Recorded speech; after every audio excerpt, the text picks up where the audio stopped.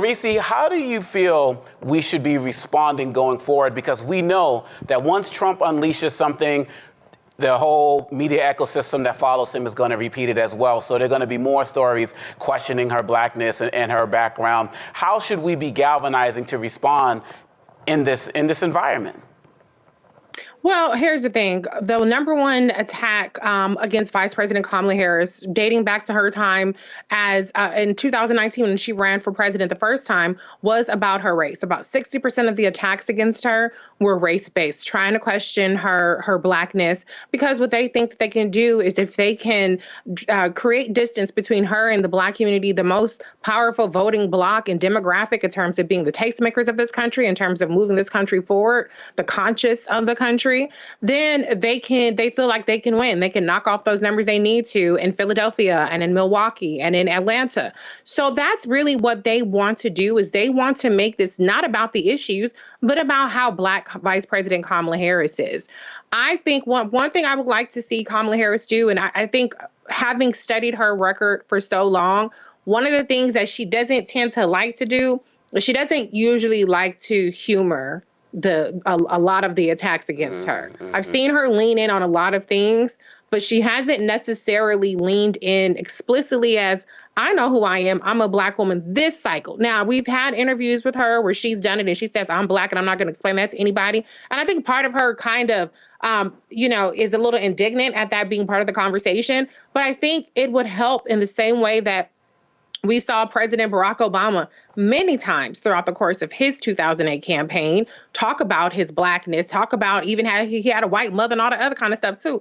But he definitely at least talked about his blackness. And I think that that's something that would actually serve Vice President Kamala Harris really well. And that's something she didn't do as strongly her first time out. And I think that was something that really hurt her a little bit that time, because she didn't have a real contrast to these narratives that were being pushed. Now she has everybody galvanized around her, but I would still like to see her personally just put it to bed once and for all. She could have just as easily said, I know who I am. Donald Trump doesn't define me. My mom knew who, blah, blah.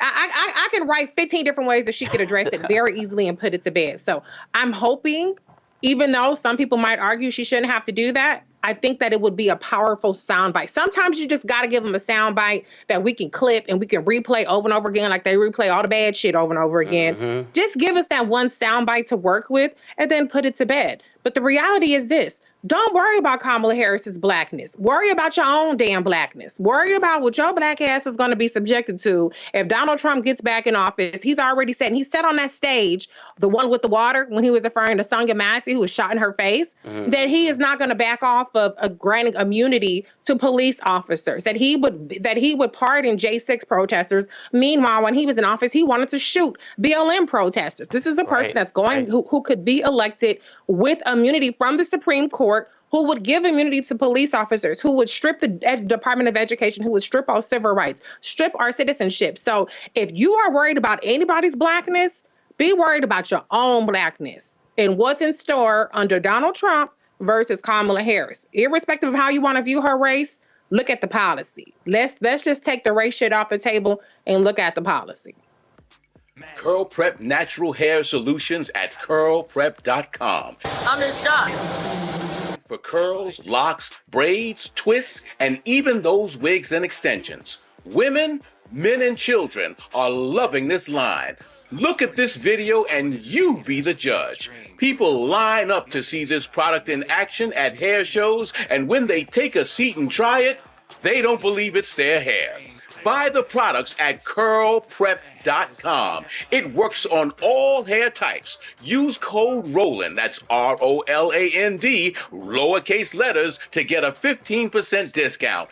Parents, remove the ouch. You will love this system because you can comb the product through your child's hair with your fingers. It's all at curlprep.com. Use code Roland, lowercase letters, to get a 15% discount. It's on the tongue, so you know that it's sweet. Loving the flavor, I'm